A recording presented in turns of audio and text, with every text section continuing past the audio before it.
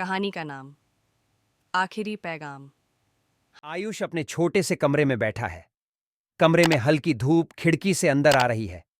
उसके सामने एक पुरानी डायरी खुली हुई है जिसमें सन्ना के साथ बिताए हुए पलों की यादें दर्ज हैं।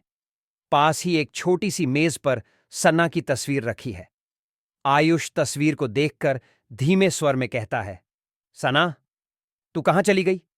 तेरी हर याद आज भी इस डायरी में जिंदा है। उसकी आंखों में हल्की उदासी झलकती है।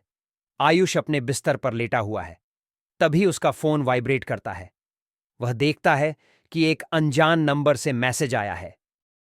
अगर सन्ना से मिलना चाहते हो तो रात 12 बजे पुराने रेलवे स्टेशन पर आओ।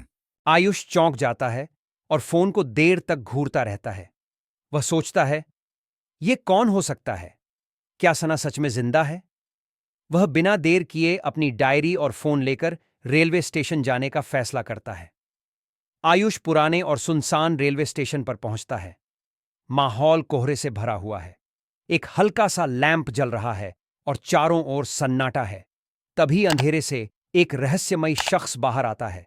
आयुष घबराए हुए आवाज लगाता है, तुम कौन हो और सना कहां है?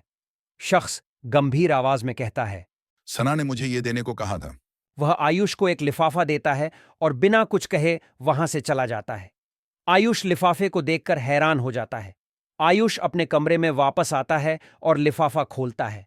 अंदर सना की एक पुरानी तस्वीर और एक चिट्ठी है। चिट्ठी पढ़ते हुए सना की आवाज वॉइस ओवर में गूंजती है।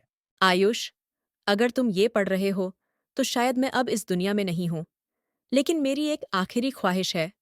मेरी माँ अब अकेली हैं। मैं चाहती हूं कि तुम उनका ख्याल रखो। तुम मेरे सबसे अच्छे दोस्त हो और मुझे भरोसा है कि तुम मेरी ये ख्वाहिश पूरी करोगे। सना। आयुष की आंखों से आंसू छलक पड़ते हैं। वह तस्वीर को हाथ में लेकर धीरे से कहता है, सना, मैं तेरा ये वादा जरूर पूरा करूंगा। आयुष सना की मां के घर के दरवाजे पर खड़ा है। उसके हाथ में कुछ सामान है। सना की मां दरवाजा खोलती हैं और आयुष को देखकर भावुक हो जाती हैं। आयुष मुस्कुराते हुए कहता है, अब से मैं आपका ख्याल रखूंगा। ये सना का वादा था और अब मेरा भी। सना की मां के चेहरे पर आंसू और मुस्कान दोनों दिखाई देते हैं। आयुष अब सना की आखिरी ख्वाहिश पूरी करने के लिए एक नई शुरुआत करता है। आयुष और सना की मां एक साथ नई जिंदगी शुरू करते हैं। कहानी खत्म होती है, लेकिन सना की यादें हमेशा उनके साथ रहती हैं। कुछ रिश्ते कभी खत्म नहीं होते, वे सिर्फ रूप बदल लेते हैं।